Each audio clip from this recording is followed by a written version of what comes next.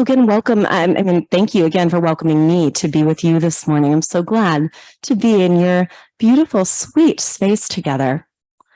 So our theme, dear ones, is about courage in the dark, the gifts of this winter season in which the sky darkens more earlier than it does during other times. And I want to share this with you as we get into the topic this morning. A long time ago, many years ago, I found myself in Australia, and I was there for work at the time. This was before I was a minister, and I had a little bit of a break from the work that had drawn me there. And I was with my family, which at the time was my mother and my sister. And we were staying in an eco village, which was known for its hiking and the way in which the eco village was embedded into the natural environment, trying to make as little kind of ecologically damaging impact as possible. So I have a sister who is 10 years younger than me. And as I said, this was many, many years ago. She was young, and she wanted to take a long night hike through the rainforest. And so we did. We started off when it was pitch black with just these small headlamps. Do people know the small little headlamps, that you use for hiking? We had just those little beams stretching out from these small headlamps. So we started off, and the natural guide, the naturalist who was leading us, was filled with all sorts of enthusiasm, leading us in deeper and deeper into the rainforest. And I recall my sister, she was about 12 years old, and I was 10 years older, so I was 22 at the time. And my sister was so excited. And the whole thing sounded great, except in reality, dear friends, it was very hot and it was very dark, and I could hardly see it all. And because my lamp lit up only a small stream of light in front of me, I really couldn't see that clearly. And my sister was racing, with enthusiasm. Let's go, front of the pack. Here we go. Let's do this. And her and the naturalist guide, they were chatting away, becoming friends. And truth be told, there were great big spiders. Spiders as big as my hand. As you might gather, I was not thrilled about this night hike. Actually, it turned out it was hard to see what was coming up next. It was hard to prepare. And I'd like to believe that at 22, as I said, this was a long time ago in my life, that I was spontaneous, up for anything. But I guess I was also a little bit of a planner, and I was really not altogether feeling confident. At every twist and turn, there were literally creeping, crawling, slimy things, slithering things. And I just would have soon turned back. But my sister was enthralled. She was having the time of her life, drawing deeper and deeper into that rainforest. I was grimacing and she was smiling ear to ear, but not to be outdone. I persisted. And I think my shoulders were probably kind of hunched like this. She was open running and I hunched like this, very protective. Now, I'd like to stand here and say that I actually grew to enjoy it, that I was emboldened by this experience, but then I would not be telling the truth. What I can say about that is that I hung in there. I went through it. And afterwards, we came back to our eco lodge, and my sister looked satisfied down to her soul. Wasn't that amazing, she said. I was glad she had the time of her life. I was so relieved to be back inside. That was almost 20 years ago, and I still remember relief that we got out of it. In fact, we were navigating some spiders in our house the other day, and it flashed back to me, those spiders, in Port Douglas, Australia, that were the size of my hand. Darkness. Some people find the darkness thrilling, and others find it a treacherous experience of navigating the unknown. Over the years, I would say since that time in Australia, when I was on that night hike, I've come to actually cherish and appreciate the gifts of the darkness. I was scared of the dark as a child, and the night hike was not my favorite back in my 20s, but I've grown more and more comfortable with the darkness. Entering the unknown, the potency of the night life itself, what it can mean when we grow ever more familiar with what it means when the way is not clear, when our pathway is unknown. I've made better friends with the darkness. The Dark Night of the Soul by Thomas More was a book that became important in my early ministry. In fact, I think I spoke about it when I was here with you all. The Dark Night of the Soul being a way of understanding and reframing the places that are really hard, the places in our lives that bring us to our metaphoric knees when we are wrestling deeply with meaning and existential questions. The Dark Night of the Soul, a metaphoric night in which the dark itself is not the enemy, but a time of transition. Often these are times that if we wander deeply into them, giving over to the sense of wrestling, we might emerge through a spiritual crisis and into a deeper sense of knowingness about the world and ourselves. The Dark Night of the Soul, and that framing around it, derives from the 16th century Spanish mystic and poet St. John of the Cross. Now, the whole conversation about a dark night of the soul is a topic for another sermon. And I remember actually talking with you all about my dark night of the soul months ago when I was with you. The piece I want to lift up today, though, is about the dark night of the soul actually bearing gifts. It turns out that darkness itself, metaphoric and in our lived realities, can be filled with rich gifts. Often it gets a bad reputation. And I would say this certainly has to do with Western dualistic approaches, thinking about light and dark as diametrically opposed, in which everything that's connected with light is ascribed all positive attributes, right? Hope, purity, freedom, clarity, insight, light. And everything that is attributed to darkness is ascribed with some sort of lesser than or has connotations with sinister or evil. For example, we think dark times, unclear, murky, terrifying, evil, right?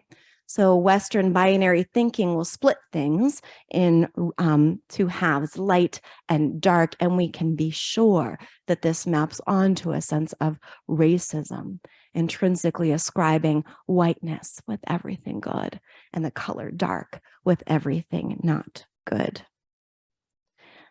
So reckoning with that heritage in our dominant Western and Christian threaded culture, we can actually collapse some of those binaries, right? And start to appreciate and understand the gifts of darkness. What are those gifts symbolically and actually in our lives? What deeper teachings can we derive from the dark? I wonder what your relationship is with the dark, with darkness in your life. We're coming into a season of many holidays in this country.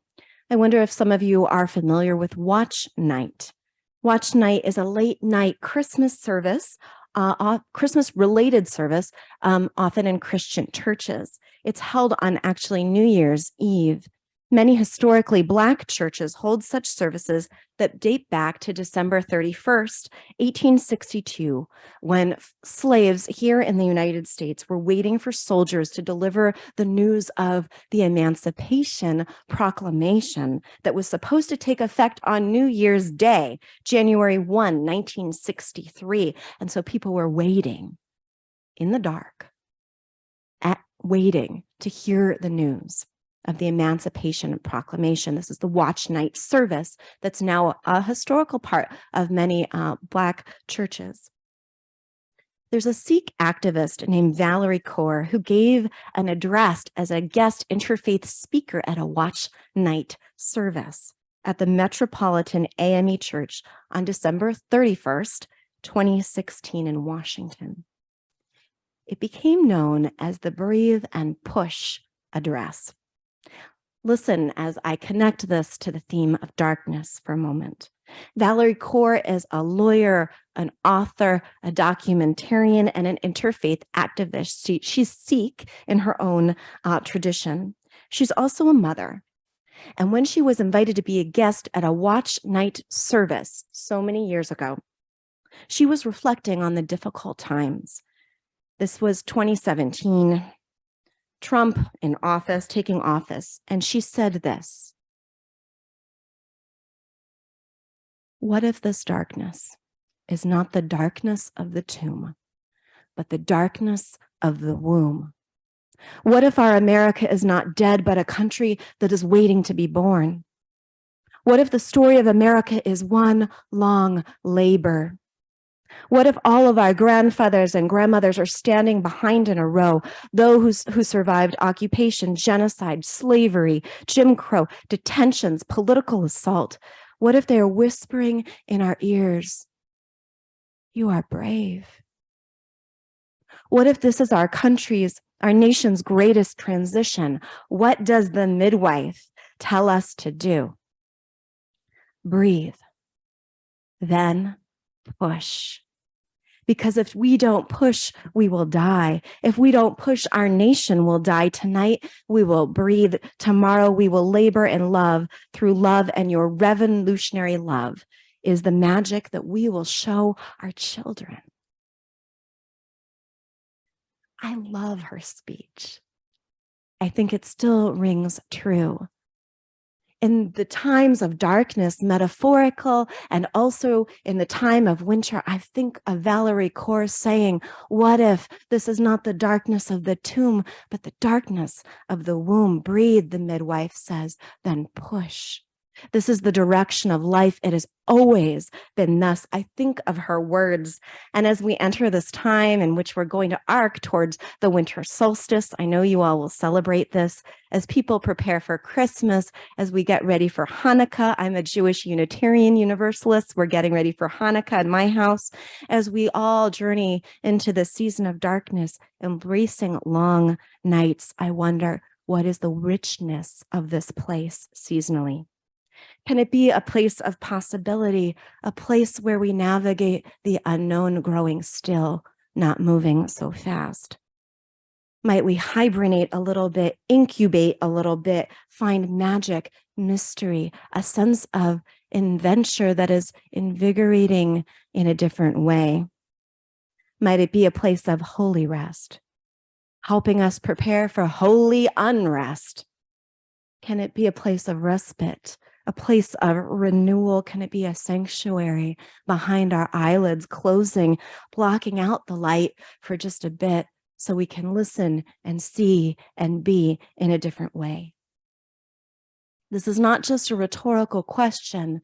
I think back to Valerie Kaur speaking to people in a watch night service, Trump years occurring, the risks being many, and I think about right now where we are on the cusp of a next year. So much still at stake in the United States. We know we've been going through a very difficult, polarized political time, right, friends? A time in which we see a resurgence of white nationalisms on the rise, anti-Semitism. Thank goodness we have rain falling. We really need it in California. What a blessing. We also know that we're journeying through times where there's rampant anti-Semitism, racism, misogyny, threats to democracy, attacks on the rights of LGBTQ folks, disabled folks. I know you don't need me to go through all this. I know that you know, because we all know. Sometimes we can feel a sense of, where is the respite? How can we take a pause when the lives of our lives and our communities and our friends seemingly always on the line? We need the blessings of rain. We need the blessings of time to grow still and recognize the blessings themselves. Sometimes I wonder whether maybe there need not be any words from the pulpit and just the sound of rain. Okay.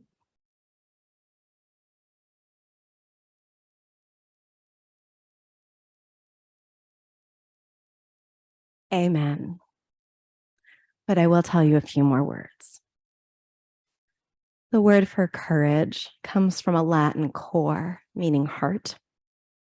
Brene Brown reminds us that one of the original meanings of the word courage, cor, is to speak one's mind by sharing one's heart. In my life, I've also seen that courage sometimes means acting in spite of the fact that our bodies are shaking with fear. I wonder what darkness has to share with us about courage. What happens when we really take to heart, dwelling in a protective refuge for a moment, listening to the truth of our hearts and acting from there? What does darkness require of us to journey forward? And let me share with you this. As many of you know, I'm a parish minister, but I'm also now taking a break from parish life to be mom, mostly, and to visit with people in community like this, to be a guest and to do spiritual direction.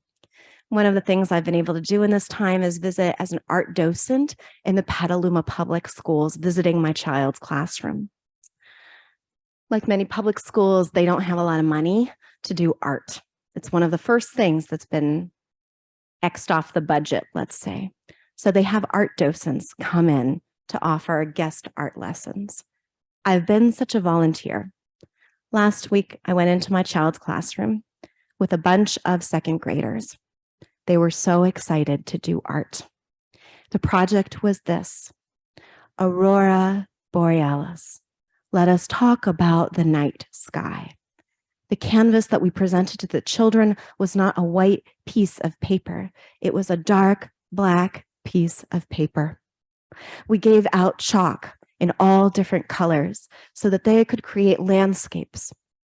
They drew with white first hillsides, mountains, towns, and then used a rainbow of colors, smearing the black background with all sorts of chalk and rainbow colors to make their own unique auroras. We talked about the wonders of the night sky, what it means when your canvas is not white, but instead black. How would you create that canvas differently? Let us be inspired by the beauty of the natural world, the auroras. What does this have to do? That was very fun, let me say, being in there with the kids with the chalk. But what does this have to do with our spiritual musings today? What does this have to do with democracy and politics and real threats, not metaphoric, to our actually lives and communities? Well, here's what I would say. The page is not always going to be familiar. We've got to be experimental. We've got to be creative. We've got to be courageous with the unknown and open to being surprised with what can work with the materials in our hands. We've got to pick up the chalk and all of the things that we can and be inspired by what is not yet born, but what might be. We've got to lift up and talk about the beautiful. I'll say that again. We've got to lift up and talk about the beautiful and have that guide us. We need to remember that the cues for hope are inside of all of us, all around us, and we need to be paying exquisite attention to our lives and the lives of our children, investing in them. We're entering that time in which the ancients marked solstice, Yule, one of the oldest winter celebrations in the world. We recognize that the sun's light might be diminished, but then returning. I welcome you all, dear ones, in honor of the service today, in honor of the unexpected blessing of the rain. I invite us to think about this season. What can we learn? Here are some things you might try for yourself. You might try getting out a black piece of paper and some chalk and drawing your own Aurora Borealis. You might decide to create an altar at home with some of the objects you might find from the natural world in this season. A cup of rainwater, something beautiful from a garden or your front lawn. You might light a candle and begin to journal. What are the gifts of the darkness? What do you want to release before the new year? You might take a walk at night or at dusk and just pay attention to what's happening inside you and what wisdom you are gleaning from your journey in the darkening night. Dear ones, my hope is may the seeds of quiet and the darkness of winter feed your inner life, allowing you a time of slowing down, making space for your soul or your spirit's knowing to speak back to you, and that you might be quiet enough to listen. Amen, and blessed be.